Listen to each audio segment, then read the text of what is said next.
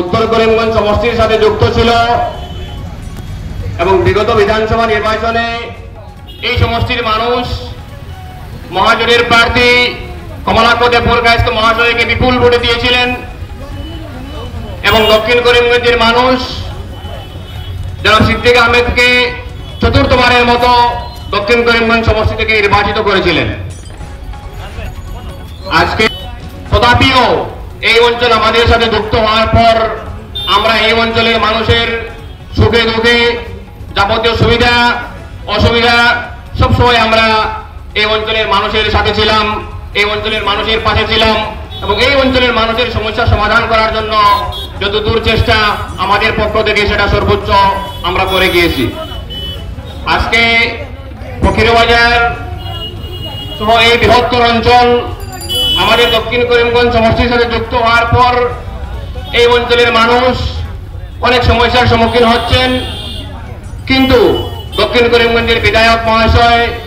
এই অঞ্চলের মানুষের সমস্যা সমাধানের জন্য বিভিন্নভাবে যোগাযোগ করে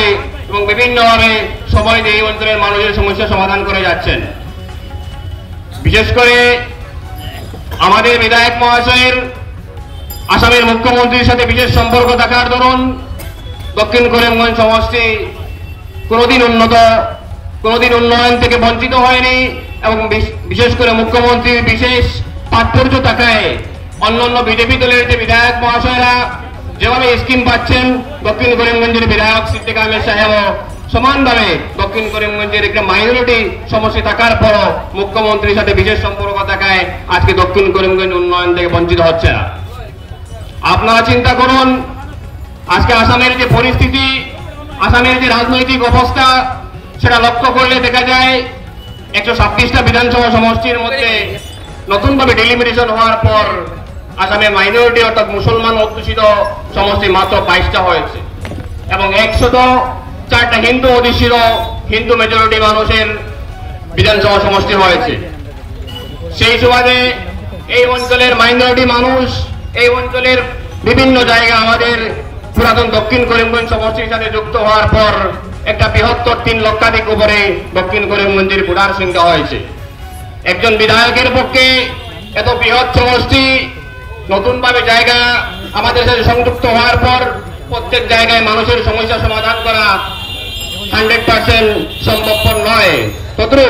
তথাপিও আমাদের বিধায়ক মহাশয় এই অঞ্চলের মানুষের সমস্যা সমাধান করার জন্য দিন রাত প্রচেষ্টা চালিয়ে যাচ্ছেন। বিশেষ করে আমরা এই সমস্যা যুক্ত হওয়ার পর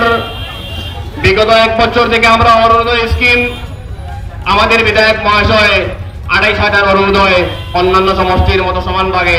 দক্ষিণ করিমগঞ্জের বিধায়ক মহাশয়কে দেওয়া হয়েছিল। আমরা এই অঞ্চলের প্রত্যেকটা পিএস অর্থাৎ বুথ সেন্টারের একটা কমিটি গঠন করেছিলাম এবং সেই কমিটির মাধ্যমে আমরা যারা যোগ্য হিতাধিকারী তাদেরকে আমরা স্থান দিয়ে তাদেরকে ফর্ম পাঠিয়ে আমরা কালেকশন করেছিলাম।